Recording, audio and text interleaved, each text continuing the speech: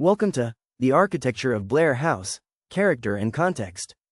A presentation by respected Iowa architect and preservation advocate Mr. Steve Stimmel, AIA. This presentation was recorded at the Blair House building in Cedar Rapids, Iowa on the 26th of April, 2025. Mr. Stimmel will share a variety of architectural and historic information about the Blair House building. You will learn the character-defining features that distinguish Blair House as a unique mid-century modern landmark in the city of Cedar Rapids, the architectural design trends at Brooks Borg and beyond that set the stage for this building, and how to describe the building to your friends and family. This program is part of a year-long celebration of the 60th anniversary of the Blair House. Planning for this program began nearly a year in advance and was the result of one of the Blair House owners meeting a friend whose father was an architect at Brooks Borg, the firm that designed Blair House. After several discussions about the building's history, including sharing photographs from the father's papers, we were introduced to Mr. Steve Stimmel to learn more about his architectural history work.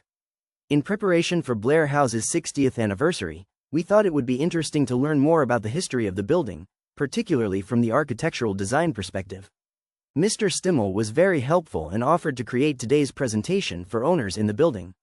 Steve and his wife Mary, who joined him at the presentation, traveled to Cedar Rapids in 2024 to tour the building, take photos, and speak with several owners.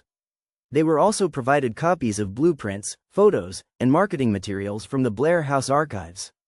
We're grateful for the time that Mr. Stimmel spent researching for this presentation and for joining Blair House owners to share what he learned and his expert perspective as an architectural historian. This program runs about 1.5 hours. We hope you enjoy. There are two seats right here.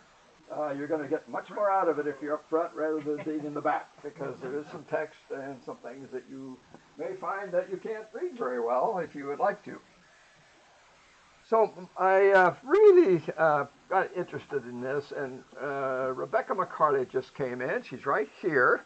Rebecca and I met as a result of the National Register process, where I'm sitting on the panel and Rebecca is presenting nominations for the National Register.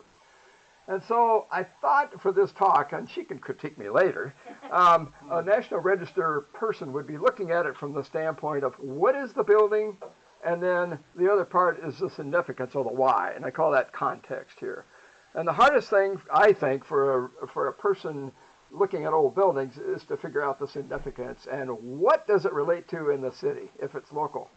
What does it relate to in the state if it's statewide, and what does it relate to nationally? So say the Grant House, for it might be another example by right. That one might possibly be eligible for National Register significance if it isn't already. And there's two ways to look at it, and I'll get into that at the end. But a little more about me. I served on the nominating committee for the state nominating review committee for I don't know how long. It's been a long time, and they keep asking me back. And they typically have people representing all areas of the state. We have a member from Silos and Smokestacks, which represents this area and up toward Waterloo. We have architects, anthropologists, different other special occupations. So my favorite thing in my career was historic preservation. I was able to do very little of it. It was working on 3 state prisons, parking garages, things I just didn't care much about. But the interesting thing are the stories that weave through. So the firm, I'll talk a little bit about them in the presentation. They started in Iowa in 1895 as Proudfoot and Bird. And there's a building downtown that they designed, and as far as I know, that's the only other one in Cedar Rapids. But in terms of my own interest, I went to Iowa State, always been a resident of Iowa, lived 10 years in Burlington, and then went straight to Des Moines. My first project was a high-security animal biocontainment lab for the Animal Disease Center. All the drawings were done. They decided not to build it, and I went, oh, it should not be here. It should be in the middle of someplace without all the animals. So it was just a weird way to start my career in Des Moines, but I've always really appreciated historic preservation and all the people making it happen. So we'll get started here. I'll make the technology work. So April is Architecture Month, statewide designation as well as national. So I wanted to mention that you're helping celebrate that.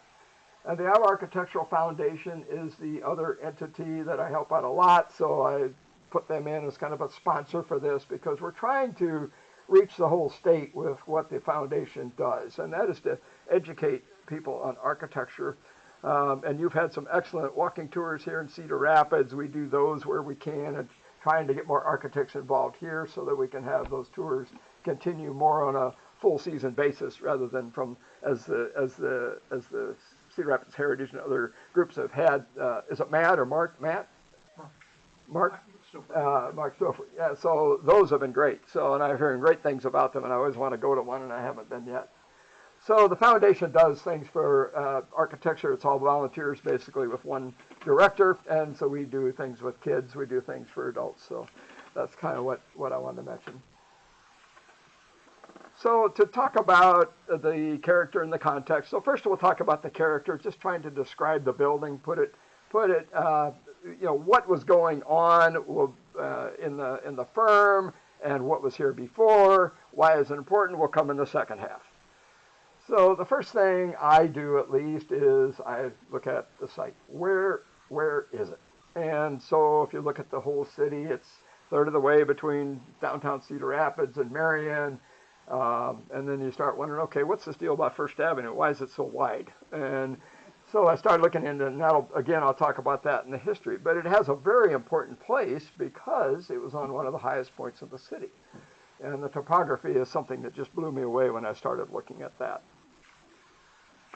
Zooming in a little further, if you look at this area, all the streets run pretty much cardinal directions here, down here, even up in there. But this whole section in between 3rd Avenue to the former railroad, which was the Seamart Trail, is all parallel to 1st Avenue. And it probably had something to do with the platting. How did they lay out the land? So there's some history that affects all of this. And then what do we see around Blair House? Well, you have some schools. You have a monolithic area of residential right to the north, a little bit to the northeast, and some other areas that had extended toward downtown, predominantly single and two-family residential. So the way these plats were laid out has quite a interesting appearance when you look at it from the air, and that factors into digging into the history more as somebody would look into it deeply. But the topography is pretty incredible. Does anybody know? Did they grade 1st Avenue down? Was it a steep hill and then they cut it way down? So between Blair House and the Regency, it's about a 10-foot deep cut right through here, but it goes up to about 10 feet more on each side. And I was kind of curious if they made that later. That in Des Moines they did. They dropped a lot of the streets down to make the grade off the bluff down to the lowlands more smooth. And we know there were streetcars on this, they called it the Boulevard, going all the way to Marion, all the way back to 1880. So we knew it had to be a concern of horses pulling wagons, all kinds of traffic on 1st Avenue. But the topography here, it sits up high. And then the next one is Mound View, where Mount Mercy, and to that side, so Mount Mercy. So again, another high spot in the city. So those were very important, and also this topography gives Blair House more of an interest because you're looking up, and it's already a tall building, and they put it on a very tall spot. So it takes advantage of its topography very well. The street that comes here, 22nd, and then turning into B Avenue, is down even more. So it's almost 20 feet difference between 22nd and B up to the top of the summit there at Blair House. So that is a very strong character defining element, is the topography. Look at how the buildings were placed on the site. So Blair House is exactly where the predecessor mansion, large house, was, pretty much in the same spot. But you notice how the 1st Avenue on the right here, how they put the parking garage, the pool, the private entrance to the parking garage, and then the tenant entrance all toward the private side. And so to me, the site has a very strong public and private. So the placement of the building and the height really does protect the private side of the site from just drive-bys and curious people. So it retains some status, I think, because of that. And then the additional character-defining elements here are the vegetation. Some of it survived the derecho, amazingly. The paving and the hardscaping and all of that stuff factors into how this whole site works. you have a two ways in and out, so that's always good for everything from firefighting to giving a private way coming in from 23rd from the back, and then coming up the incline there from First Avenue. One of the key features that I know you've been concerned about is the stone boulder wall that dates back to, I think, when Ely built the house, but I don't know if it preceded that, but in 1909, 1908. And so that's a very strong visual to the site and to the region, the area, even as you drive by it. So that's one that it almost has its own era, but it does give you a connection back to the original developer of the site. And so it takes on a strong value as an element. The placement of Blair House parallel to First Avenue is a strong statement as well. But then as you can see in this view looking across, you can see how high it is. It's up on a plateau, up on a platform. And that gives it additional prominence. So visually, you just drive by and you don't think too much about it, but yet that gives you more privacy. The other thing they did was they developed a berm all the way along the east side of the building that screens the cars, any cars that would be in that public parking lot, so that it gives it more exclusivity in that way as well. It screens those from view. And then the way the plantings have been added over the years, there's a pedestrian entrance that comes through the wall and meanders up to that parking lot level. And the way the plantings enhance the wall, the experience, all of that really gives the place quality expression. And it's shown out at the right-hand side. That's looking at the end. Each end of the building has a two-story unit, and so to admit daylight to those living rooms at each end of the building, they dished out the topography so that it provides an outdoor private garden patio space for those units, for those residents. And that was part of the original design as well, which is somewhat unusual. Continuing with the exterior character-defining features, this diagonal drive going up 10 feet is framed by vegetation. It has the end of the historic wall.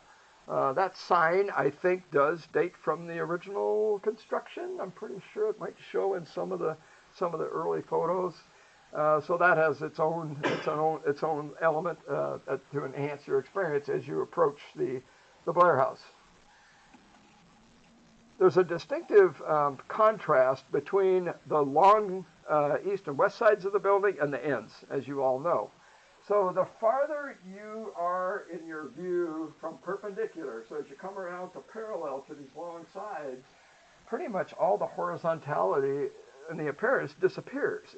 Those columns are standing proud of the rest of the facade by anywhere from 2 or 3 feet at the base to several inches at the top. And those columns then become a dynamic element of the building as you walk around it, because when you're and I'll show you another view in a second. But the ends of the building are broken down into 3 major elements. So as you look at the 2 outside portions, they are more flush. And then the center section, this 1/3 center section, comes forward. It's outward probably 3 or 4 feet. And so it gives it a break away from that regularity. So if you think of a lot of buildings downtown that would have been built in the 50s and 60s, most of them have a very slick, uniform, tight facade. They don't have this variation. And so by the 1960s, at least this firm was starting to break away from some of that rigidity of the Miesian, the skin, like a lot of his buildings that had the structure on the outside, like this building does, which I think has a tie as well, because Mies van der Rohe did that. He would use the structural wind bracing elements on the outside of his building. They were a real small miniature column, about like this thick. So it was a wide flange metal section, like an I-beam type section, but it was to resist wind, not to carry the load to the ground. This series of columns is so close together that it acts like a bearing wall. So it's transmitting that load directly from each of those floors down to the foundations.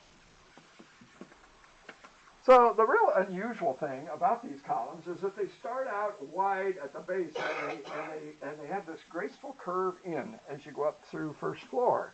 And then they continue to taper as you go up. And so if you look at American Republic Insurance in downtown Des Moines, it has two outer walls that taper in as they go up. And so that's a very honest way to say that structure isn't carrying as much load.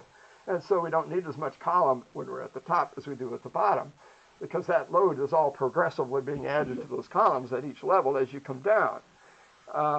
And so this view is kind of showing what those columns look like from the very ends, but it's also showing the contrast of materials and the limited number of materials. So it's cast in place concrete. This is almost a brutalist expression here, and I'll show you a drawing in a minute that's just amazing with the way they called for that to happen. I thought that was a piece of precast concrete maybe, but I think it was cast in place where they did all of this work in the forms, and then they had a little a member here to express the floor line, that would have been a smooth board or something on the inside of the form to make it have that little reveal. But those are really contrastly strong in texture compared to the rest of the building. And then these elements, I'm pretty sure, are all precast concrete. So this column section on the outside, and so those are precast concrete, and I think these are all plaster. So there are 3 or 4 finishes that are made to give the same color, same appearance, but they're different materials. But yet it is a very limited palette of materials. And then the rest of them are listed below. The steel railings almost disappear because they're so delicate and they meet the structural requirements, but they are not a dominant heavy. So if you compare those railings to what's in the lobby upstairs, it's a brass rail about that big around. And yet this era, especially in East Vanderbilt, used these very, very small handrails and guardrail. Each of the members of the steel was very, very small. And then the view on the right is up on the penthouse, on the roof of 10th floor, and it just shows that they used exposed concrete block up on that level and painted it, and so it kind of disappears. It's the same color. It kind of ties in. And then the base, I believe, is concrete. And then the roofs are all a membrane roof that would have been replaced probably several times since the building was built. And then the other contrast in the texture is the glass itself. So on the ends, you can see the glass a little better because it's more out there. It's more in front of you. But on the sides, those columns keep it in shadow, and it really doesn't show up very well. So this is a case where you're looking from the west alongside the parking garage if you're coming in that back entrance off 23rd. And it shows the building forms, as we're going to talk about here, because this building is really a prism. It's just a rectangular prism. And it has another inset tall rooftop penthouse prism on top, sits back from all the ends and the sides. So very simple shapes overall until you get up close to them. And then the slight variation of the end, the bay in the middle that projects forward on the ends. You can see it there on the left. Then the parking garage contrasts with that. It's just a sprawling one-story enclosed parking garage, very simple form follows function kind of thing. But it also has a very subtle texture. Now, the texture here, it's concrete block, but then they scored each block up the middle so that it looks like a 4x4 masonry type exterior. And the very top, it's another texture. It's a vertical texture that is a fiberglass type material it's a translucent to let light in. So there's some tie-in between that and the base of the housing tower, and I'll talk about that in a little bit. So the modules, here's one of those views. As you get toward the ends of the building and closer, you see those columns take over, and you really, all of a sudden, you don't see much of the horizontal. So it looks like a vertical, very strong vertical expression with that heavy cap on top where the roof structure ties it all down, so it isn't just vanishing up into the sky like a lot of the buildings of the era did. They didn't really express the top like this does. So this carries over some heritage from previous generations of classical architecture, where you always had a base, a middle, and a top. In this case, you have a shaft and then the very top, but the base kind of disappears. It disappears into the foliage at the bottom. So there are 34 closely spaced, buff-colored exterior precast columns, and the patios then are behind the structural frame, which is quite unusual. There are other apartment buildings built like this, but I would say not as many. The long sides exhibit the vertical appearance. And then the columns I mentioned, they curve outward, as you see again on the right.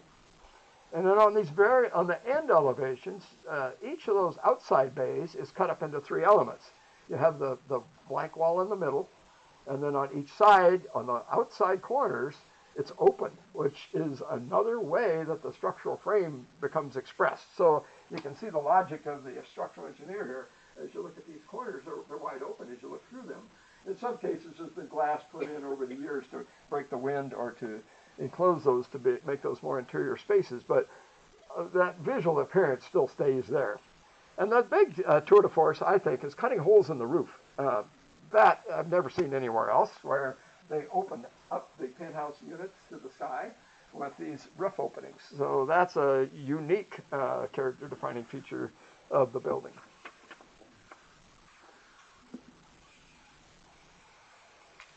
So the horizontal features, as you get more perpendicular to this long wall, start to balance the verticality. So, and you have, the verticality is both the columns, which kind of disappear in this view because they're narrower. You're not seeing the wider elevation of the columns, but you have these strips of glass, patio, glass, patio. And so this whole thing is symmetrical about the center line, same on both sides. And those are structural bays. So we would call that a 33 bay structural composition, but on the ends it's only 3 because you have 3 big chunks of structure that span across. Oh, I wanted to talk about that public entrance. The public entrance here is unusual, I think, because it's understated. There's no porte cochere, there's no canopy, any kind. The entrance is just kind of tucked in, and it's a little bit hard to find. When you approach the site coming from First Avenue, you have to know where you're going until you get up perpendicular with that wall and see that, oh, there's the recess, there's the pots, there's the railings, there's where we go in. So it's somewhat unusual, and I'll mention that after a bit when we talk about the comparison between this and previous buildings. Is that in the original design, Steve, that it didn't have one, or had it? It never did have one. Yeah. So this view is the private side, and it's a view as you come around the tower itself, and you're looking at the 2 the doors going into that parking garage. Well, what they did here, and I don't know if you remember that drawing looking down on the site, that wall is curved, and so those 2 doors are in a curved wall, and that curve has the same radius that this large planting bed does, so there's a point in the middle of that where that's the radius for both of these. And they were protecting trees on the site when they did that originally with that planting bed to keep that area to preserve some large trees that were there. And that's a precedent example from a previous project in Des Moines that I'll show you as well. So that was a priority both with the previous owner, Ely, as well as Blair House when they planned it to save as many of the large trees as they could. And then this feature that protects privacy and security was thought about very well in the 60s because you have a secure way to get into that garage and a secure way to enter the building from the garage with the private corridor, so it reduces the risk a lot for owners of the building. So the structure itself, I mentioned that a little bit, how these corners are open, the way these columns express the structural loads as they go up along the east and the west sides. The perimeter beams are very logical, and it appears to me what they did is they set a precast beam as like the form, and then they cast the concrete floor ceiling assembly up to that. I didn't really get a chance to look very well at the structural drawings. Those are ones that we didn't look at, so I'd have to confirm that, but that's the way it appears. The middle picture shows those open corners and the roof openings again, and the structure is a series of bearing walls. So the columns are the first one, there's another bearing wall here, there's another one on the other side, but then there's 2 or 3 more bearing walls inside the building. And I'll mention those again when we get to the plans, because it's a little risky when you start taking out the wrong walls in a high-rise building, of course, and how did they brace it for wind? So that's some of the things you get into when you want to do conversions, because you have to have an engineer maybe look at some of this sometime where if there's a danger to the overall resistance of wind to the building. On the right, it just shows areas of the building where the structure is exposed. So the lower level storage shows that those floor assemblies, that's called a pan joist, where they would have put layer of plywood up on scaffolding and then they put pans up. And then they made a series of beams in between those pans that had a lot of steel reinforcing in those. So each of these is like a joist, and then those frame into a member going the other direction.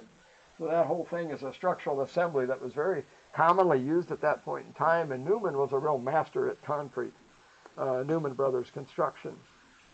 Up at the very top of the building on the far right is the view looking up into the penthouse. So the glass block is exposed on the wall, and then going across over your head are precast concrete planks. That was pretty innovative time for precast concrete, early 60s, late 50s. It was just coming to fore, and this company was out there experimenting with it. So I think that structure could be another pretty strong thing to be looking at in terms of the importance of the building. So this is a drawing, the specification, and the photo looking out one of the units at that rough concrete at the piers. They call them piers. So what they said they were doing here, and I don't know if they built it this way, it appears they did. This is looking down, and these deep serrations, they were, oh, I don't know how deep these were. I would say like that. And they formed this, put that in the form, and they formed it, and then the specs say, expose aggregate on end of serrations by hammering. So I don't know if that was people up there stripped the forms, it was still green, and they started knocking that off to make it look rough. So if so, that is quite unique. But I thought putting the drawing and the specification together really, if that's how they did it, and you always have to be careful because the architect may say that this is how it's going to be, but if it's not a project so in this case, it was a private project. It was the developer went out and found the architect, went out and found the contractor. It was not, wouldn't have been controlled as tightly. So there would have been more chance for the developer owner to make decisions that were not following the drawings exactly. And I think there's some other evidence of that. So looking inside, this is the first floor. So I turned north is to the right on this view, so it's rotated 90 degrees because it fits the sheet better, the image better to orient it that way. So the public lobby is at the bottom, and then you have the units going around the outside, up to 8 units or maximum. And the two things that were unique here are these units on the end. So in this side, it goes this direction. On the other end, it starts this past middle. There's that heavy concrete on the outside, that thick wall, and there's 4 of those piers. And the unit runs to the other corner. And you see that little rounded shape in the middle. That's a spiral stair that connects 2 levels. So they called them townhomes, those 2 units. And they were very unique, very different to have just 2 in the entire building. But the building did have apartments of various sizes, and it was apartments until it was made into condos in the 70s. So so if you look at the corridor, so each of these arrows are one of the entrance to the units at the time when the design was completed.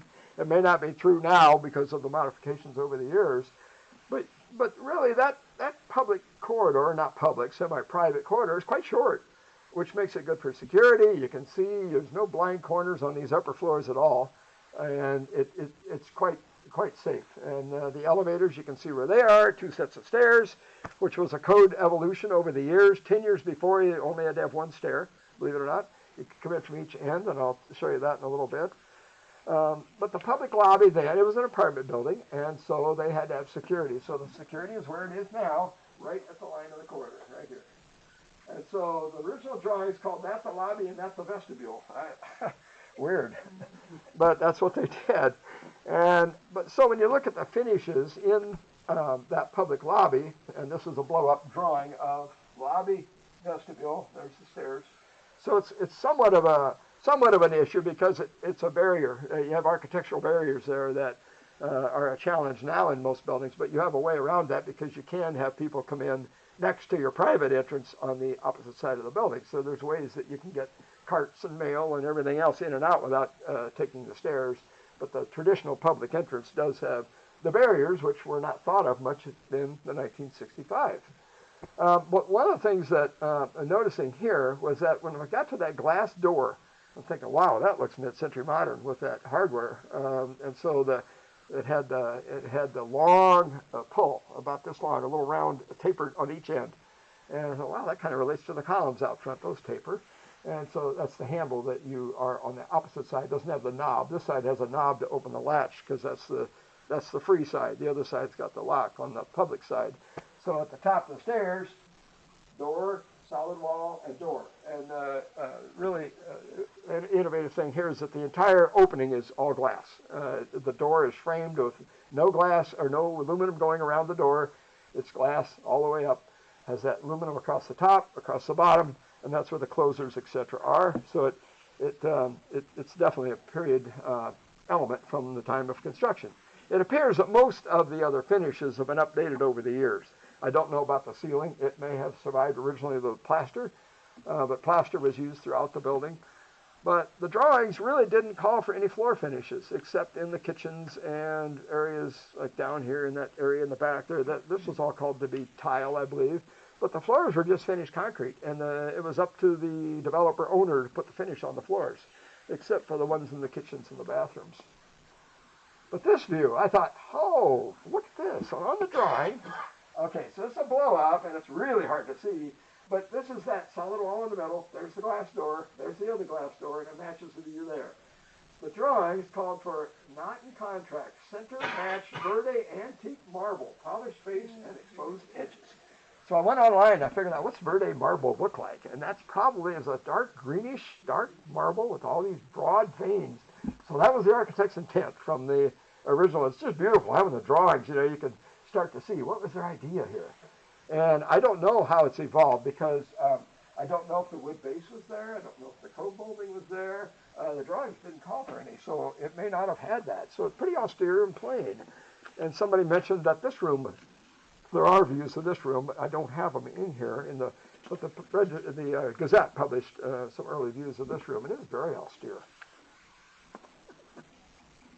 But down on this level, the lower level, you have the entrance at the top now for the owners, and it goes to the lobby. And then that other arrow to the side is on the outside of the building. So there is a way to get in at grade level, and you can get all the way to the elevators at that point. So that's the other way that you can overcome that the barrier issue.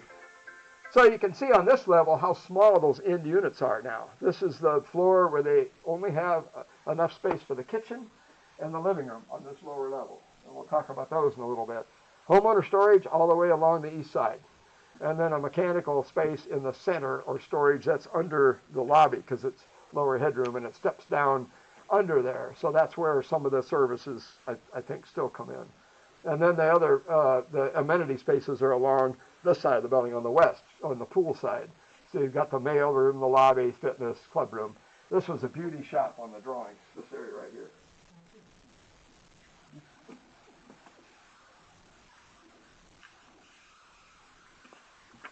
So this is a blow up of those end units showing the first floor plan on the left, the lower level, this level on the middle, and then a cut looking, if you cut down through the building, look to the side. So the balcony is at the far right. You can see that's the living room balcony upstairs. The kitchen below it, living room, patio on the outside. The unique thing about this unit is that it has a patio on this level and a patio up here. I mean, it has really the patios on this level, the low level, and then there's a patio overlooking the pool, this side, up there. So they have a lot of that unit is a very unique one, and it has some amenities that others do not have. This is a view inside that unit. So looking over the balcony railing on the inside, that's looking out, and there's that exposed concrete wall through the window. And then the two levels of the living space, and then from the bedroom you can see out over the pool on the west side of the building. The corridors, the room finish schedule in the drawings indicates concrete floor, like I said, carpet finished by others, no base, plaster walls and plaster ceiling. So very austere, except for this walnut wall that does show opposite the elevator on the drawings. So that is an original feature. Quarter-inch Algoma plywood. I found that in the specifications. So it's really a walnut plywood. And then this is a corridor in this level, on the lower level. I say basement there. It's not. That's one I missed. I didn't change that one. But they look pretty much like this all the way up. The ceilings are lower in those corridors, and the reason always is where are you going to put the ductwork? So there's always an issue when you try to raise ceilings, and so on this building they all stay where they were pretty much. And the reason why they made these sidewalls in the corridors bearing walls, they could keep that structure as thin as they could get it to give you as much room up there to put things in as you can. So that's somewhat unusual. It wasn't a long span because then the beams get so deep that it's hard to cross them the other direction with piping and utilities and cable and everything else. This was another interesting little reveal. The door hardware appears to be original. And I don't know, are these doors 3'6" wide the way they were scheduled? Are they that wide? A little wider than normal? Well, that's fantastic. So that's real forward thinking for furniture. It's tough to move into a building like this anyway, but at least the doors are wider to help you make the turn. And they were 7 foot 1 1/4 inches tall, so that's a custom height. No indication of the 2-panel door appearance was in the door schedule. They were just slab doors. So I don't know if those moldings were added at some point in time or they were changed as part of the original occupancy of the building. I don't know. But the hardware certainly matches what was listed in the hardware schedule because it called for, up in the upper right-hand corner, that's kind of in code there, but it called out a Yale, certain type of a lock and a deadbolt. So those are the ones that I found in a hardware catalog a few years later that almost are a complete match to that hardware. And they called that a lacquered finish. So it's not a shiny finish. It was never meant to be. So that appears to be an original feature. So the typical residential floor has a lot of these have been varied. So these end units now then they're a little different. So they still almost take up that same area of the building. So as you go around the corners and you look at the outside of the building, there's no logic that you can see anywhere that shows where one unit ends and the other one starts. And that's a good thing because you make modifications and somebody has 2 units now combined into one, the outside of the building doesn't give any idea that that's happened. So in a way, the original architecture is flexible and it allows that to happen, to turn into a condo building and not have the issue be an issue on the outside. So you can kind of see here the standard way that they were divided up in the building. Again, the corridor is fairly short, a good line of sight. The living spaces are large. And then these structural walls really show up well on this sheet. See that one there, one here. There's a beam going across. Another one there, another one here, another one there, and here. So they kept that ceiling floor structure really thin by making those short spans. And that's kind of the logical why they did it with so many bearing walls. So those are the walls that become the issues. Obviously, these walls out in here, where so many of the kitchens have been opened up by taking those out, they've been able to do that. And then as you go up to the top level, it's the 4 penthouse units, so they're a little different. There's only 4 units per floor, and the ceiling heights are slightly taller. Okay, a little bit about the living units. This is a variety of what you might see as the finishes change over the years, which is totally expected. The depth of the exterior columns gets a little less as you go up, allowing slightly better viewing angles from an angle like this. Those columns aren't so much of an obstruction. And then on the right, where the owner has chosen to highlight those column bays by doing decorative treatment on the interior. And it takes advantage of those columns by saying this is where they are, this is the expression I want for my unit. So the floor finishes are typically altered over time, and some of the partitions, as I said, have been taken out to enlarge the units and to make the kitchens more open. And I wanted to mention the kitchens, which I'll get to in a sec. So here's another case of a living unit where you're looking back toward the public hallway and just panning off to the right. So it's the living dining spaces, and then the kitchen is an L-shaped kitchen. They're not galley kitchens, really small. They're reasonably decent size, I think, for buildings of the era. And then the living unit patios, they have exposed structure and plaster ceilings. Some are one way and some are another. And the floor finishes are typically changed. These are both exterior units where this is nothing but railing here. There's no glass. On the end there's glass, so that was probably a wind barrier that was installed at some point to keep it from being a little easier to live out there. I wanted to mention the kitchens. This is really hard to read on the left. That's a floor plan of the kitchen looking down So there's the counters going around the wall. There's the fridge. There's a wing wall there and a closet here. And those closets, and there's the bearing wall. That little stretch in there is concrete.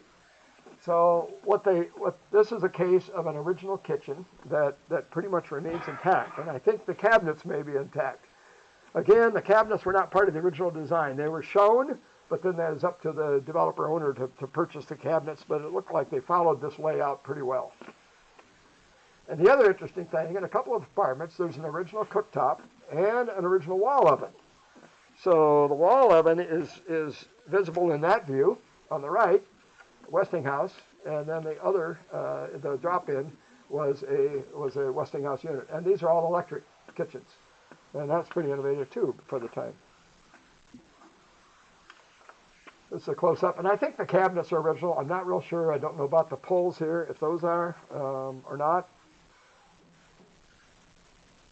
Now here's a case in the kitchen. You can highlight it in red, that partition that you're looking into that view from here.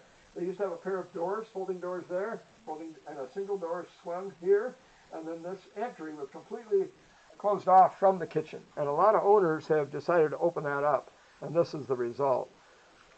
So you're looking the same direction in another unit where that dining space kind of moves up into the kitchen. So it's a very practical thing that they did. So some of the units have had altered kitchens, some have had altered patios. So this is on the top floor where the patio has been enclosed by glass, but they did it sensitively. They put that glass wall inside the original railing. So from down below, it doesn't make such a drastic appearance change to the building to have that out flush with the edge of the structure above. It's held back. But this feature wall with that custom formwork, there it is. It's right next to you here in these units where, so this has a glass wall that divides the former exterior patio, interior on this side, exterior on that side. So it's in the same unit. Just a couple of units that have what I think are original finishes. This is the bathroom floor and the bathroom wall. The drawings called for 2x2 ceramic tile floors, but these are 1x1. So they may have made a change there originally, but I think the colors appear to be that they would be period 60s colors. Then as we get to the amenity spaces, this room, one of the things that you see right away in this building, and think back to that parking garage, it has that area at the top with that fiberglass to let light in high. Well, look here. We've got the daylight coming into all of these rooms on the lower level. So you couldn't really call it a garden level, you know. I mean, you've got some contact to the exterior. So that was a stroke of really good thing where daylight is such a valuable thing. And all these other rooms, the mail room, the laundry, all these other spaces incorporate the daylight. And again, the finishes have been updated over the years. So the two other amenity spaces here, the fitness room and then the laundry, so they both, again, have daylight entering. And it appears that the walls and the ceilings are pretty much all original. The mechanical space is everything's exposed there. The thing that I find that makes that very unique is that they pushed for a tall penthouse. It's very much out of proportion to a lot of other apartments that you'll see. They usually keep that low if they can. I think the mechanical contractor was a part of the original team on this, and sometimes that makes a difference. They want to make sure there's room to maintain and get equipment in and out as it needs to be replaced. And it looks like they really thought that through, and they have plenty of height to work with up there, and they kept the mechanical space completely enclosed, but they also, all that equipment's inside, which is a huge advantage. A lot of buildings have those units on the roof. They're out there any time of the year. Everything's indoors here. This equipment is the heating boilers. They've been replaced in '93, I think. Ament Engineering did that, and then the water heaters probably as well. The view on the right, again, is that view looking up to the ample headroom up above. The roofs, all flat roofs. I mean, they do drain. The drains are held back from the edge, though. There's a drain down here, and these are the vent pipes. So all the plumbing and the drainage is all kept toward the inside, which is good because then you don't have all the pipes coming down through the roof, down and coming across. So they were able to route all of that vertically. This little guy right here is the vent on the top of the rubbish chute, which keeps that smelling better. So they vented that. Okay, stand up and take a 2 or 3 second stretch. We're going to shift gears here.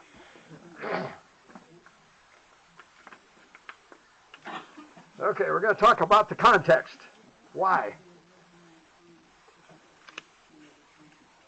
So, okay, well, thank you. This is more about what are the design influences? Why did the architect do what they did? How about the developer? Who was the developer? Who were the first occupants? The contractor, the architect, and then why is the building so important? So in terms of the city, this kind of goes back to the beginning, looking at this route of the boulevard. The name of this area, of course, it was in, I'm trying to think of the name of the Green's second edition, I believe, is technically what the land was platted at. But Blair House is where the red circle is. The heavy dark line on the left-hand map, which is 1912, is First Avenue. And then, I think, was it technically called the Boulevard at one time, I think? Have you guys heard that? Not officially. So Iowa Avenue. Iowa? Okay. So, but the thing that makes this right-hand map, it's interesting, it's more cut up into zones than it is showing the streets. So this left-hand map really does show the dominance of the route. It shows all the railroads as well. So there was a railroad that was parallel to First Avenue, and having that, there's a viaduct up in here, so it must have crossed under or over. I think it did, and I wondered, there was a postcard view here. Apparently, the name of that postcard was Boulevard to Cedar Rapids, postcard 1920, and it was claimed to be First Avenue. Does anybody know if that was or not? Not sure, but it kind of it shows that streetcar on another bridge beyond, and I hardly make out whether there's a bridge there or not, so it was a real difficult. But the main point here was that it was happening so early that they had steam-powered streetcars that were carrying passengers between 12th Street, Cedar Rapids, and Marion. So this was a main traffic flow, and then the railroad being parallel would have had depots at each end for sure. And so there was an influence on this area very early, much before I thought.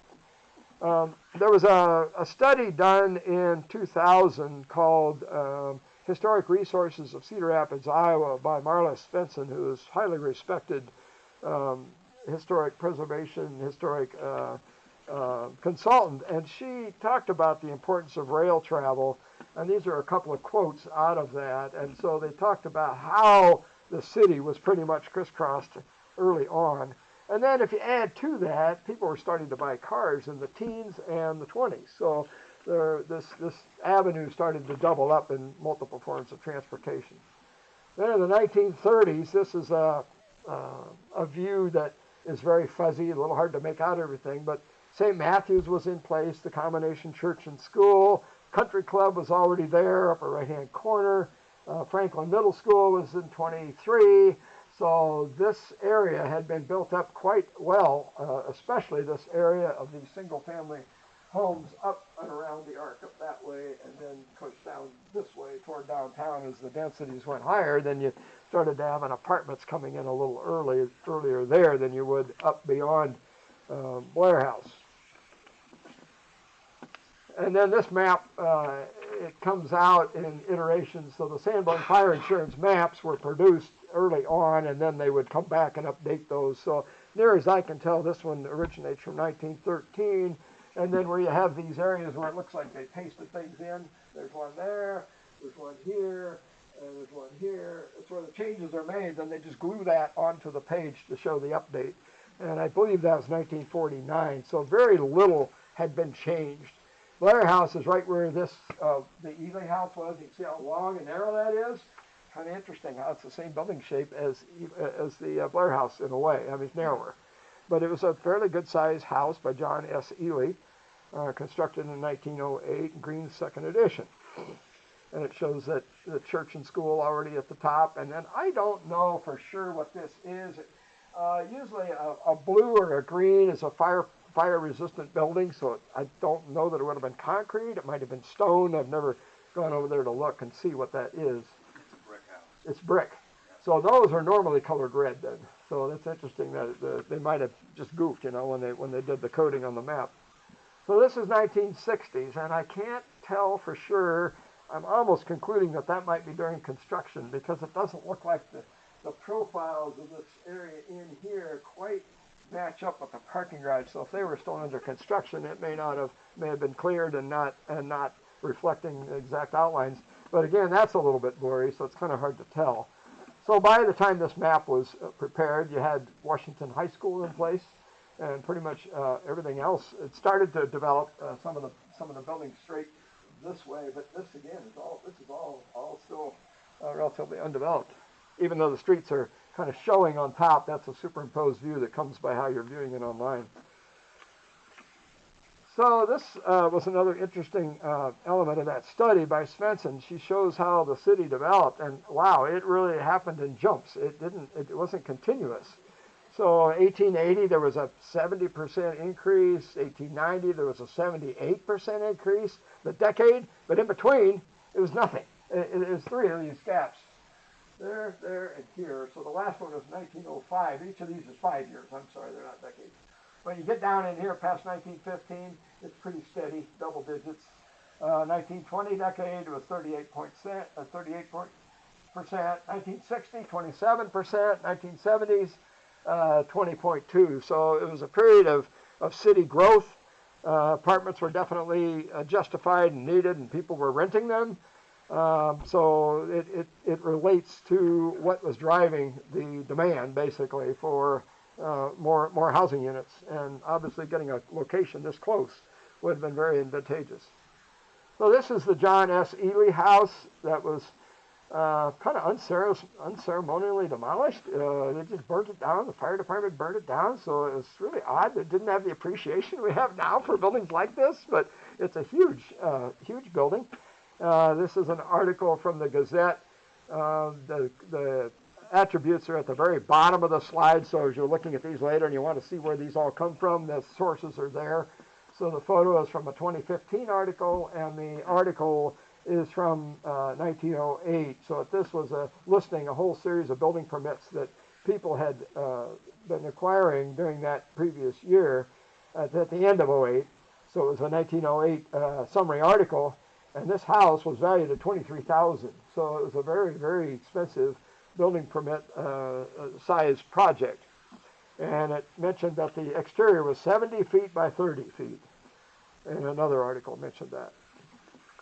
So there's a lot more history to be discovered. I'm providing all of that to the Homeowners Association, all the articles. There were a lot of articles about people moving to the building when it was first built, and so it talks about them selling their houses. So that's a lot of good information because you can kind of tell by where are they coming from. Is it coming from are they coming from an affluent neighborhood? Are they retiring? What's happening? A lot of that's in those articles, but I didn't choose to include a lot of that. But I did find two interesting lists in the city directories, and it's so wonderful what Cedar Rapids has done.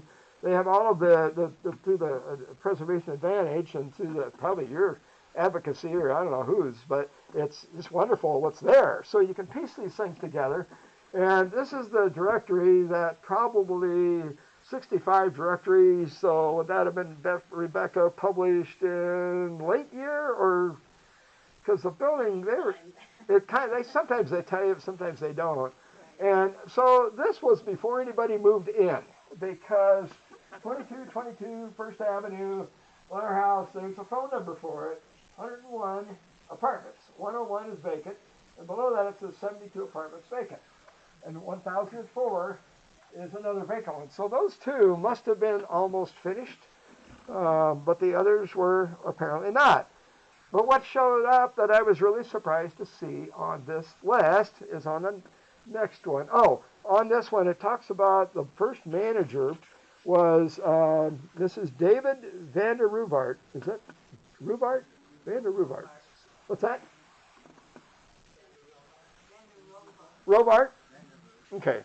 So she was the first manager, but then what it says in the directory is that her residence was at 216 22nd Street Northeast. So that is right behind Blair House. It's right here. So it's amazing what the directories and the maps and start putting this stuff together, because another one was this guy. 2137 First Avenue, Newman, Clifford, Newman Brothers Inc. Contractors. So they had a guy living here during the construction of the project. Different spelling of the name, so it might have been a local person. My bet is that he was the construction superintendent. So it was obviously under construction. And I'm guessing where 2137 is. I'm not sure. If it's down closer to that sort of apartments or if it's further up, the addresses were a little bit hard to place. But that's kind of a guess on where he might have been. The article in the previous slide said that the Cedar Rapids realtor Hedges and Associates would work with Helen to market the units. So these were the apartment units. And it was, they were hired, the building manager, Helen, was hired by owner-developers John Riley and Peter Benzenton Properties. And what's that? And that was kind of, they did that as the building was being developed, as being designed. So they brought them in to be a partner in the business investment side.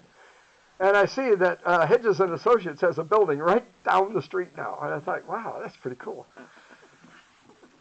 This is what happened in 1966. So the next year, probably 2/3 of the apartments are full. And you can look at this later. I'm going to leave a hard copy here too. And you can see if you know how many of these people you know. So this was in the following year, published in the 1966 City Directory. And I did one more, 67, a few less vacancies. And I'm not a Cedar Rapids native. I don't know the families. But here's this Newman Brothers person still living on First Avenue, even in the 1967 directory. So they must have been, they probably got the show units, they got the show units out and they finished those and then they came back and finished up the others as they went. So I'm going to jump here now to the condo period. So there's a lot of history I'm not putting in here. So the conversion started in 1979 and was a sale of Blair House by the major stockholder John Riley to Iowa Realty, which was a company out of Des Moines, still in existence. And of course now they have a presence here in Cedar Rapids. And that was led by President Bill Knapp. And Knapp Properties is still existing in Des Moines too. So there's some continuity there. There's been some conversations in the past with Bill Knapp and some of the people here about that process. So there's some of that is knowledge that is some available. And then the plan was to offer condos to the apartment residents, and Iowa Realty would manage the building for 3 years when the HOA would decide whether to retain Iowa Realty or procure alternative management. So that was all documented in some of the articles in the Gazette. So this is early 1979. And then the condominium sales proceeded at least through 82, and that's about that 3-year window. So after that, I didn't see a whole lot.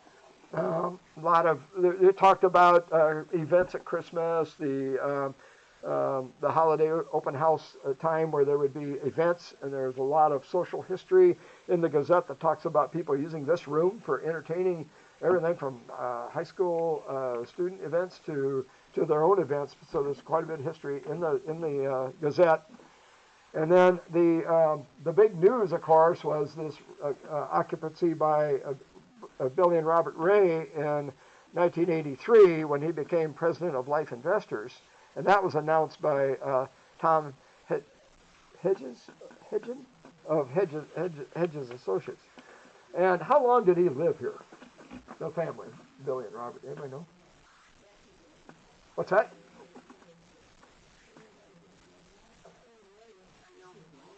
How many years?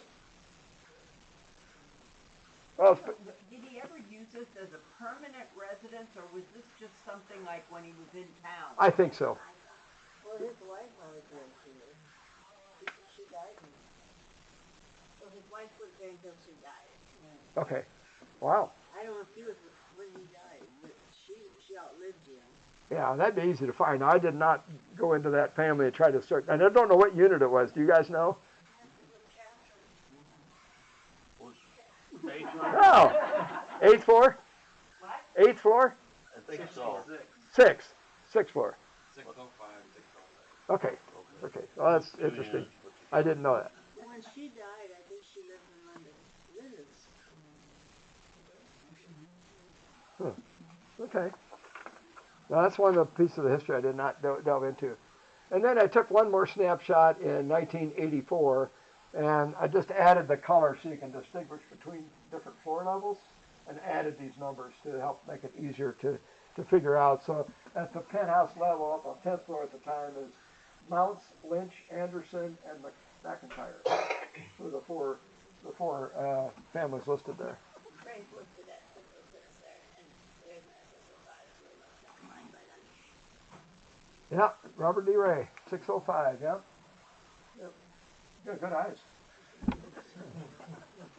So now what I want to mention, okay, so what's going on in the world of architecture over the few years or few decades that happened about this time? And I think that's very important to kind of serve as a precedent. So a lot of this is my own speculation, but I started doing, I was in architecture offices beginning in 1968, so just 3 or 4 years after this building was finished, so I kind of knew what the environments were like.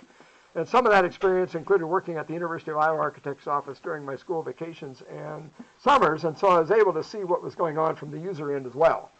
And I can tell you it was very much about subscribing to the current publications, looking at those when they came out, and I think they had a lot of influence. So these buildings I know were all extensively published, and these go all the way back. This one is 1932.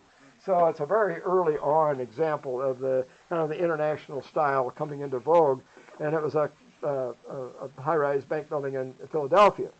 But then Le Corbusier, Mies van der Rohe, Louis Kahn, Frank Lloyd Wright, just there was a whole plethora of architects that were highly publicized. And these buildings, all between 1931 and 1952, were widely published, and they would have been precedents for architects in the mid-century for sure.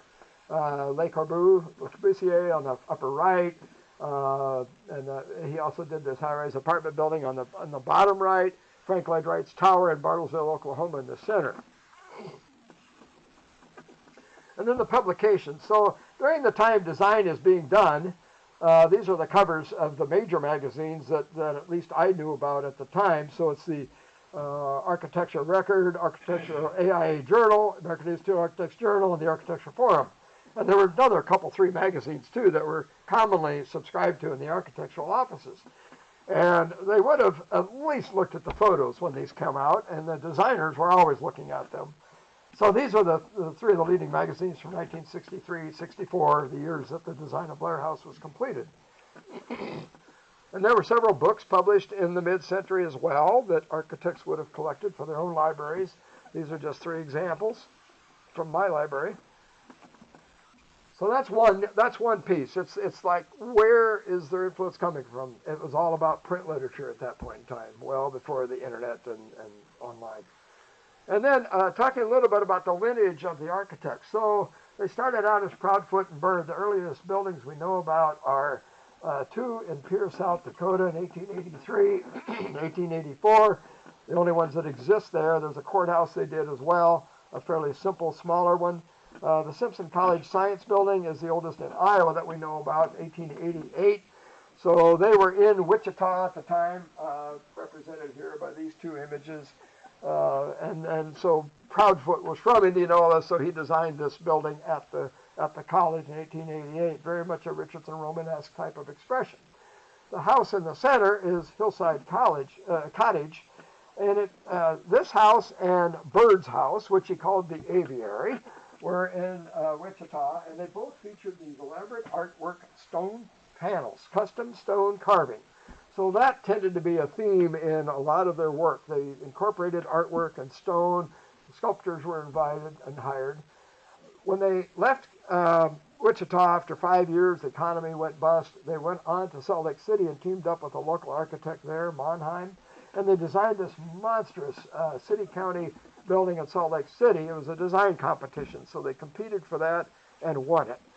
So they were there for 3 or 4 years. They came to Iowa in 1895, and within a couple of years, they had started picking up work for Polk County. They did the Polk County Courthouse, and right around 1900, they won design competitions at the University of Iowa, Iowa State, and UNI. All 3 campuses, all competitive, and they got chosen for all 3 buildings. So they became the Board of Regents Architects for 30 years, until about 1930. Well, about 1930, a lot of things started to happen. So that firm always had a library, and it was important for the books. And they still have the books on the right, quite a few books by McKim, Mead, and White, books from French Gothic, there's English, there's Renaissance, there's all these early periods that inspired them to do all these classical revival buildings, etc., after 1920. So, and then the middle view is an old floor plan that they have from about 1925 that shows a space for the library. It's labeled here, library and specifications room. That's just an excerpt out of the plan that shows where it is.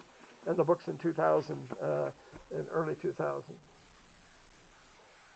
They also started to do high-rise buildings very early. So these, Iowa City Hotel, the Hubble building where they officed with Newman Brothers for 40, 50 years, 3 floors apart.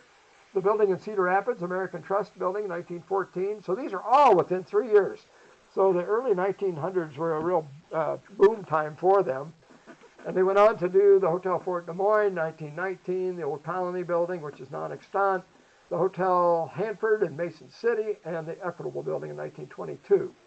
Equitable building dates from the year when Franklin, now junior high, was done. So it has that same Gothic influence, very, very much so. So they were kind of importing styles. They were using classical revival. They were using Georgian revival. They were doing all that kind of stuff where they weren't the mainstream. They weren't out ahead, but they were doing very much what was in vogue at the time, and they were kept using it. But right around 1930, a lot of things happened. The Great Depression, Great Depression. So on the right, that's a bank in downtown Des Moines. That's the rendering for it, and they only built the 5 lower floors because the Great Depression just shut it down. This building was also 1930. It's Art Deco. It has the step-back features like New York skyscrapers did from the 20s.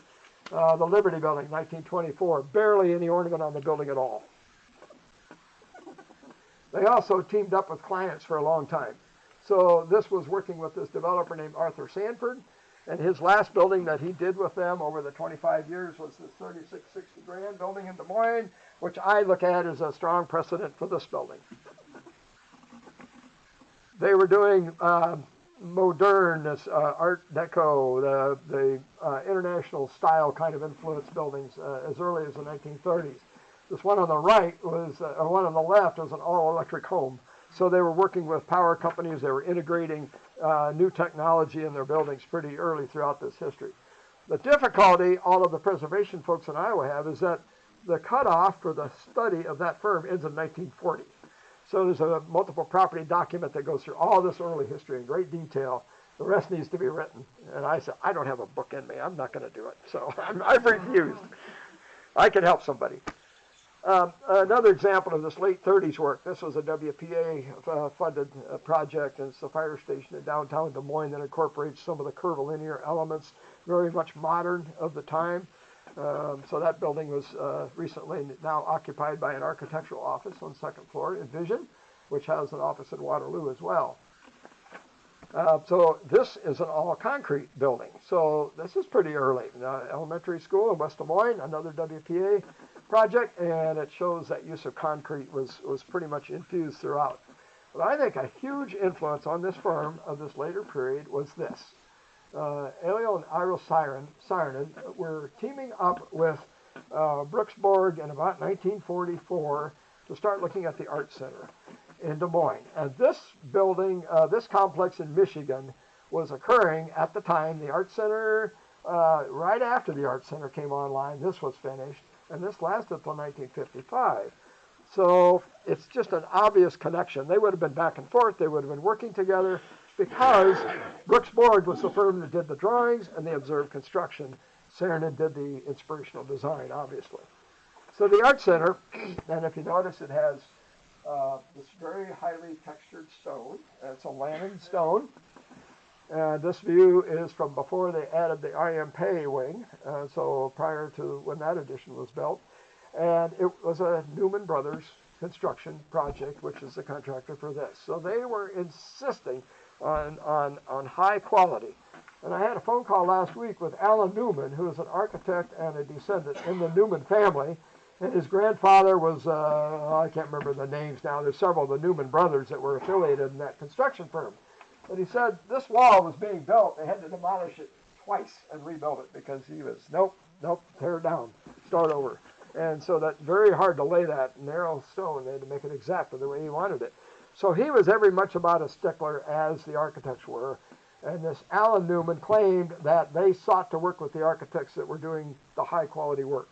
And they went after that kind of work. So on this, to have both Brooks Borg and Newman do your building, it was done well. There's no question.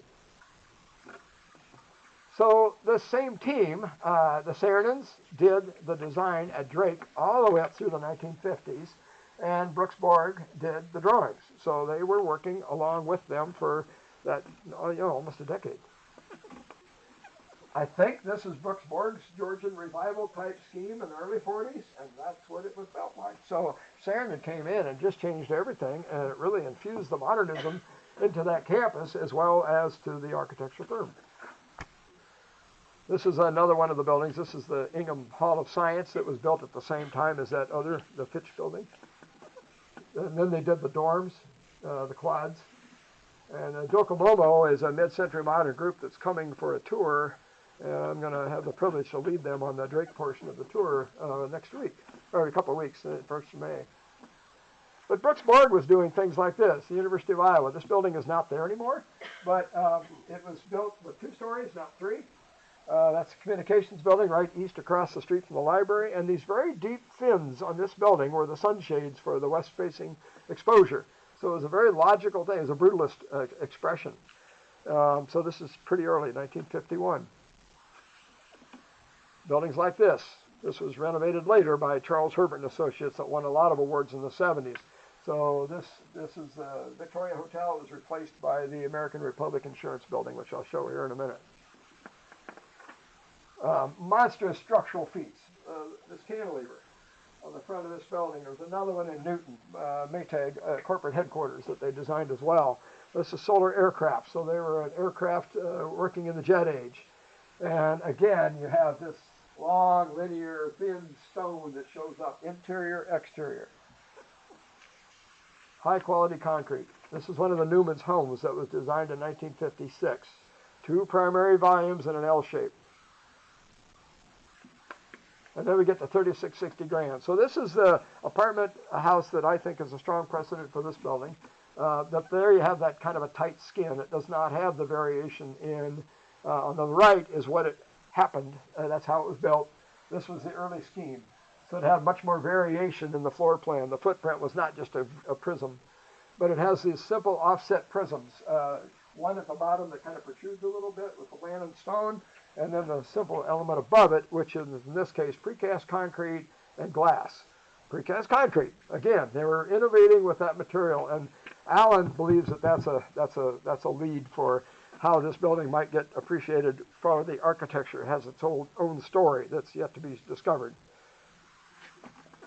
So, look at the floor plan. Public street out here, Grand Avenue, it's set back from the street, faces the street. There's the lake, there's the parking garage. They did an addition later, took the storage out of the bottom of the building and moved it to this end of the garage down here. That was their major change that they made, but a lot of precedents for this building. They protected trees. There was a circle there, protected tree. One there, and the way they planned this paving was the same way. They missed one there, so they were watching out, and there were a lot of oak trees on this particular site. The apartments the building is quite a bit smaller. It's 116 feet by 60 compared to Blair House 145 by 82. So it's smaller, but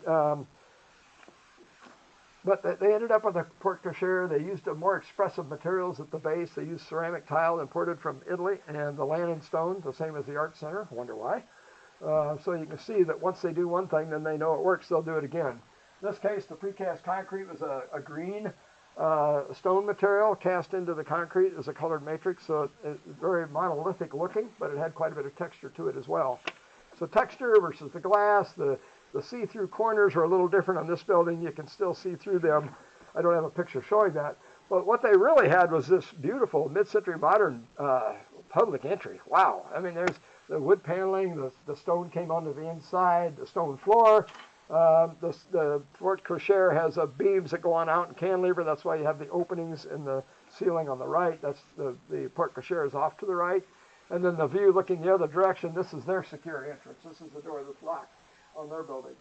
I don't know how much of this glass and aluminum is original. The club room has been redone, similar to this. They replaced the ceilings, the lighting, and everything. Very much similar use as you have. The units there, this is only 4 units, pretty much. The building is smaller. So, but the floor plan, same idea. They could get away with 1 stair because they entered each end of it. Those aren't very far apart, so it wouldn't meet today's codes. So 1 stair went down, the other one, so they made the stair work, and they were separated by the concrete stairs themselves that divided it into 2 stairways in 1. These are what their units look like. They have, the corners are open, but they're glazed, so the columns are held back from the corners so that they have that transparency. The layouts, the way they laid out the apartments are very, very, very similar to Blair House. In this case, the people on the top floor took out the ceiling, and they had quite a bit of height to work with because the structure was up there a little bit further, and all they had to obstructing that was some piping running, roof drains that were running through their unit, but they chose to express the structure, and it worked out for them. That's fairly recent conversion that they did. I don't think that this has the same beautiful ceiling patterns as the structure. I don't think it does. And then the garage, in their case, just like yours, they ended up using windows at the top of the garage. Here you can see them here. And then their corridor has windows up high because they have vehicles right outside it in their case, so they held their ceiling up. And they took some of their old renderings, the historic renderings, and they made large posters out of them and put them in that hallway coming back and forth. The other strong context here is are some of the people. The firm does have a little bit of information. And so this is a 1951. It does show who the architectural staff is here. John Rice is a prominent name. He was gone by the time this building was done. Ken Kendall, I believe, was as well. He was a very strong designer. But this Goey became a partner in 1962, and I think he departed then later in the 60s as well. But on the drawings, there's a JWG, there's a set of initials that match his for approving the drawings. So he was a partner by then, probably would have signed off on them. So that makes sense. We at least have a name that we can associate. There are some other initials on those drawings that we can probably track down maybe who some of the people were, but I can't prove who the actual designer was.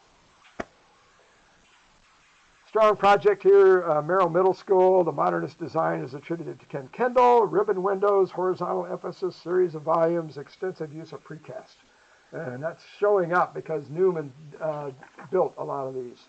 This is another apartment building. This is from '62. So shortly before design started here, John Rice was the designer. The brick exterior, luxury apartments, only 1 or 2 per floor, right across from the Arts Center. Again, I can't relate a lot of that to what you have, but the balconies and it does have this flush appearance where the balconies aren't protruding out.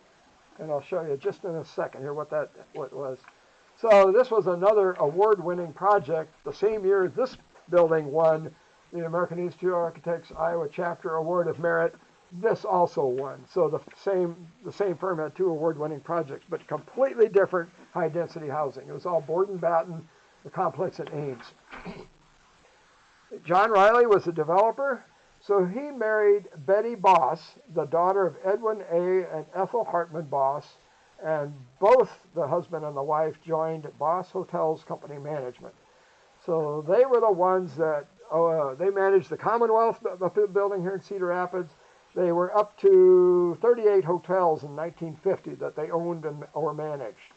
And then by 1962, when Blair House was being considered, John was the major owner of the Hotel Fort Des Moines and the Savory House in Des Moines. So the hotel mentality was very much part of how this building was developed.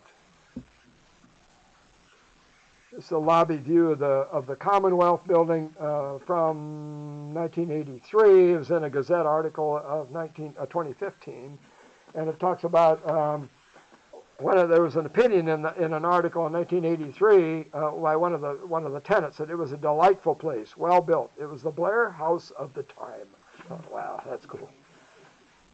And then this is just some summaries about him.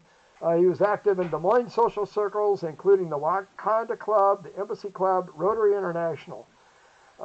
Betty belonged to the Junior League, so that's an influential group of young women. So the Newman family was also involved in those same organizations, and the Newman brothers were selected, for some reason, about 10 years later, as the contractor for the Blair House. So I think some of these social connections, we don't often give them credit. Where did they go to the country club? Where did they start talking about what they wanted to do? And these ideas, I'm sure, would have been out there. So Blair House, after Blair House was completed, John Riley served as the Boss Hotels company president from 1977 to 1982. In 1977, they sold the Savory and the Fort Des Moines hotels and moved from their penthouse apartment in the Savory Hotel to 3660 Grand, back to the apartment building. So, and he passed away in 1982 at age 69, and I did not track her end of life. So there was a lot there, and then this is the mystery so far for me. Roland Wilson and Associates, architects from Denver. So they show up in the Blair House history in a Cedar Rapids Gazette article for this design. So the balconies are outside. They across the street from 3660 Grand is this building that they finished in 1962. So they were very much influencing what was going on. The one on the upper left was also built by Newman Brothers, and they were credited in the Cedar Rapids Gazette in 1963 in June for the design of Blair House, that one that's shown there. They designed the Park Floor apartments and the 4004 Grand apartments in Des Moines in 1967 and 68. The one on the end of this one. And then there's one more building I found in Denver in 1971. All have the outside balconies as a primary expressive element of their architecture, unlike what was built. A little bit on Newman Brothers. They were, it's a 113-year working relationship between the Blair House contractor and the architects. So they're both still in business, they're both still working together, and they started working together in 1912. So that's a huge team there. The Newman Brothers Company was already in their 53rd year of business in 1964 when they constructed Blair House. And both Newman and Brooks Borg officed in the Hubble building beginning when the building was completed in 1913. Newman moved out, I think, when they built their own office building in the 70s or 80s, and Brooks Borg BBS moved out in 2002. And just a magnitude of projects here. All the way from the very beginning, they did a school the first year. And they're now working on the replacement of LeBaron Hall over at Iowa State, it'll be finished next year. Massive, big projects, important projects, high-quality projects. This is there's the Land and Stone close-up at the Art Center, and then this is that building that replaced the Victoria Hotel in Des Moines, and I wanted to relate it to Blair House because the structure is wide here, narrow there. These walls on the sides taper inward. And this building, Newman just finished it in 1963, just before this building. That was designed by Skidmore, Owings & Merrill, a nationally important firm. The other stories I heard were about the quality of the concrete. So looking up over those overhangs, that's all waffle slab concrete. You have some of that visible on your balconies. That's where they take a pan that has 4 sides. They put that on the form, put the rebars in between for structure, and then they finish it well enough that you can just paint it without having to cover it up. This is that same article. It talked about that other firm was involved for a while. I don't know why the change was made, and maybe it was because of Newman, maybe it was because of Riley. We don't know.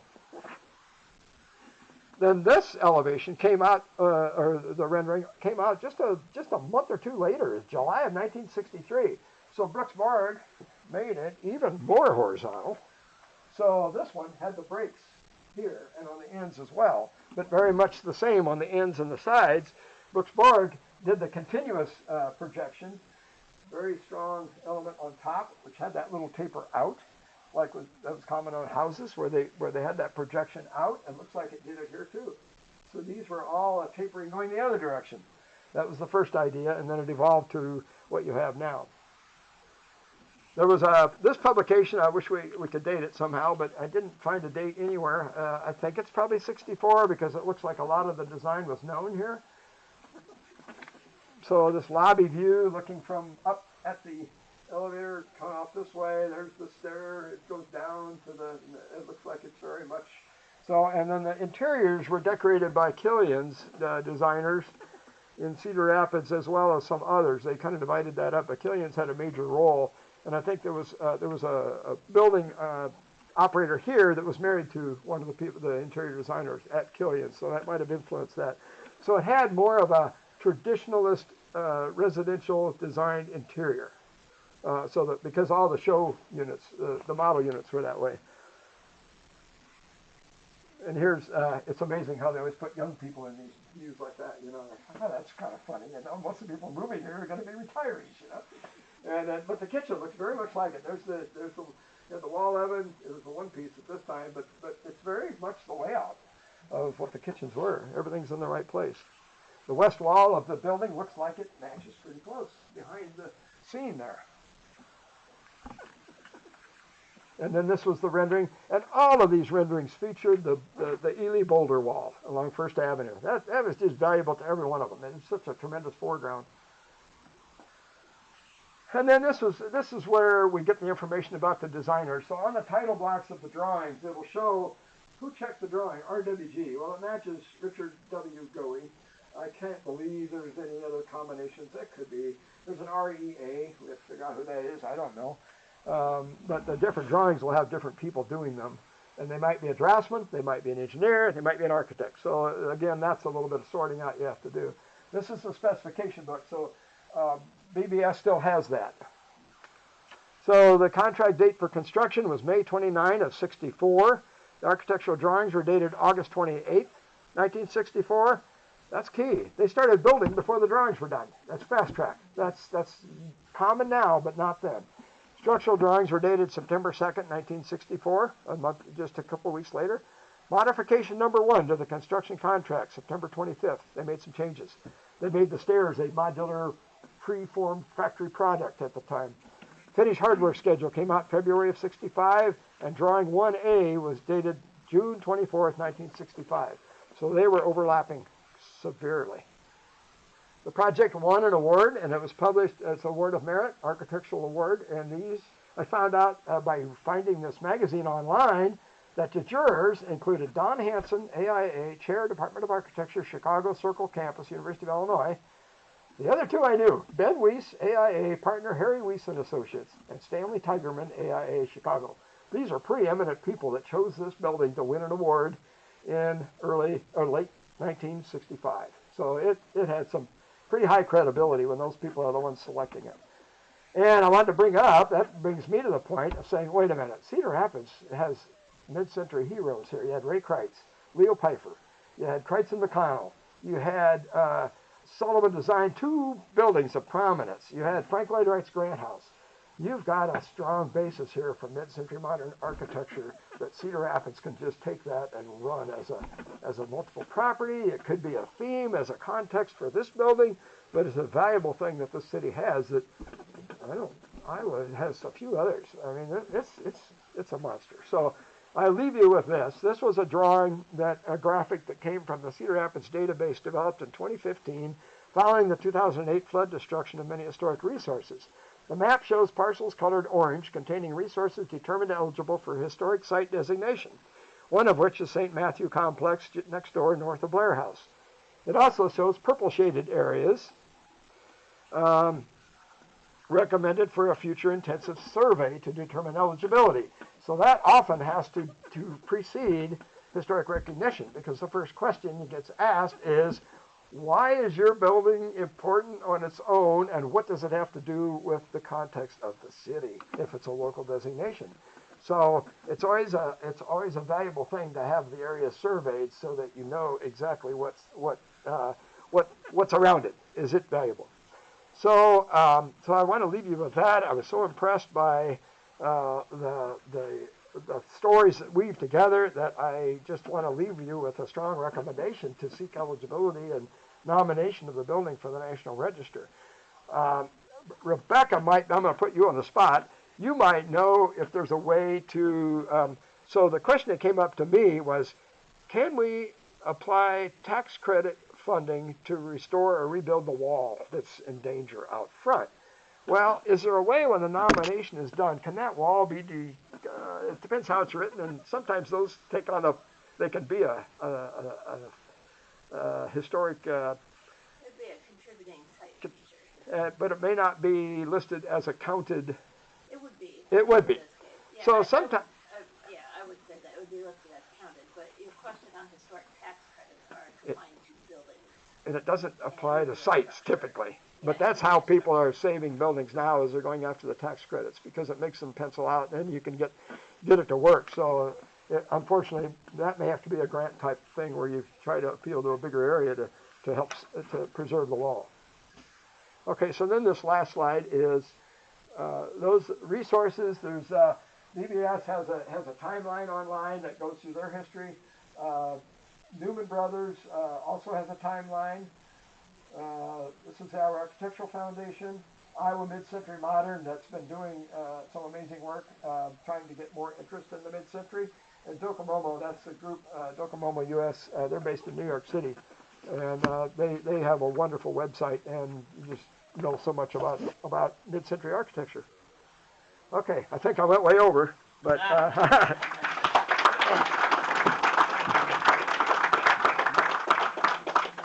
want to open it for questions, or if you want to move somewhere else to do that, that's fine. So that was amazing. Thank you, Steve. I'm sure there are people. I'm sure there are people that have questions, but we want to let people get up and move around. Yeah, definitely. So it might be interesting by now.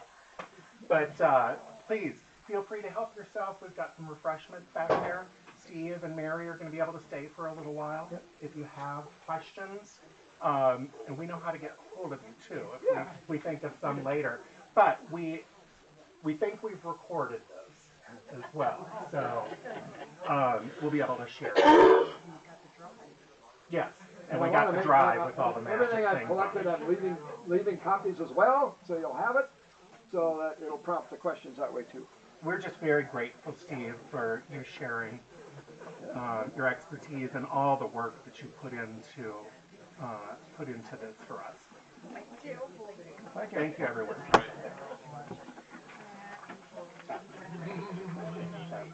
I had to leave out a lot. I was realizing, I thought, oh, this is going to go 3 hours. Thank you for sharing all that. I do some questions this week. Do you? Yeah, Oh. I'm a blazer. Are you? Yeah, so it's really cool to get Did you ever get to put any of these outside?